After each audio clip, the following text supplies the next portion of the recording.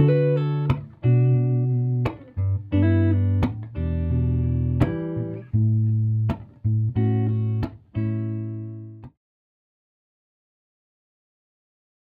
been playing guitar for almost 45 years, long time. I got a guitar for my 9th birthday, so that was kind of the introduction. Before that, I played tambourine. I wanted to be Davy Jones, so my dad gave me a tambourine for my 7th birthday. When I get called for a session, I like to, ask a few questions. What kind of music is it? Because I like to be as prepared as possible. Sometimes I'm not. One time I showed up for a session for a very well-known Latin artist, like top 3 selling Latin artists. And I'm working in the studio on it. We take a break. I go sit in the booth, and I sit down next to this guy on the sofa. I said, "Hi, I'm Tom. What's your name?" And he said, "Hi, I'm the artist." And I was like, "Dang, I need to always Google the artist before I go into the studio, so I at least know what he looks like." So, because I don't want to make that mistake again. Basically, I ask, if are we going to be doing acoustic or electric or both or nylon? And then sometimes I'll bring more than they ask, or usually I bring more than they ask for. If they say acoustic, I'll bring 2 or 3 acoustics. If it's only acoustic session, I might bring 5 or 6. But if I bring acoustic, I'll also bring high strung. I use a lot of high strung, which is just a standard acoustic guitar, but with the high set from a 12-string set, which is great. What I do is I get a set of Elixirs, a 12-string set, and I just split the strings in half. So the high set goes on a high strung, and the normal set can go on a regular 6-string. And you can get 2 sets of strings out of 1 set of 12 strings. I do that all the time. With union sessions, if you do a double, like they say, "Oh yeah, play the high strung or play the banjo or play bass or whatever," then you get paid extra for that. You get a little bit extra for having played another instrument on the record or in the movie or on the TV show.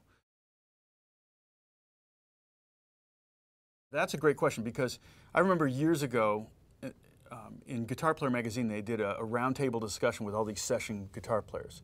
And somebody asked them, what's the most important skill to have in session work? And Dean Park said, time. And the interviewer said, "Oh, have good time?" He goes, "No. No," he says, "know how much time the producer wants to spend." You get into a session where it's like a record, and they may want to spend, they may want to hear all of your guitars, and pull them all out and go, "Okay, no, not that one. Play the song with this one, play the song." We'll go through all of them. We may, spend the whole day just on one song. But then when I'm working on a lot of TV stuff, we call it music by the pound. I mean, you're trying to get this stuff done as fast as possible, because TV and film music is generally going to be heard once. And it's going to be heard under dialogue, under explosions. I spent a lot of time working on a movie that was a motorcycle movie, and I don't remember hearing any of my playing because the motorcycles were so loud throughout the whole movie. You don't spend a whole lot of time getting a good kick drum sound on a film or a TV show. It's music by the pound. They'll do full orchestras in a day, or 2 or 3 days, they'll do a whole film score.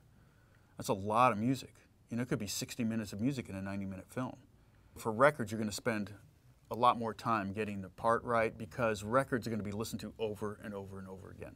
And hopefully, if it's a hit, it's going to be heard over and over again on the radio. And the last thing I want to do is hear a song on the radio that I played on and go, "Oh man, I wish I'd fixed that." I want it perfect. Another tip for budding session players, I think really something that it would never be taught in music school. And that is just to have a great attitude and be a cool guy to hang around. Because I liken studios to casinos. There are no windows and there are no clocks. You go into the studio at 4 o'clock in the afternoon, you may not get out till 4 o'clock in the morning, and you'll be like, "Oh, I didn't even know it was dark yet." You're just working. And I work with some of the most talented people in the world, and they work so hard, and you just got to be willing to work hard, but have a good attitude. If you're a downer, or if you're just all you want to talk about is politics, or just whatever, they're probably not going to call you back. That's just going to be, because it's about relationships.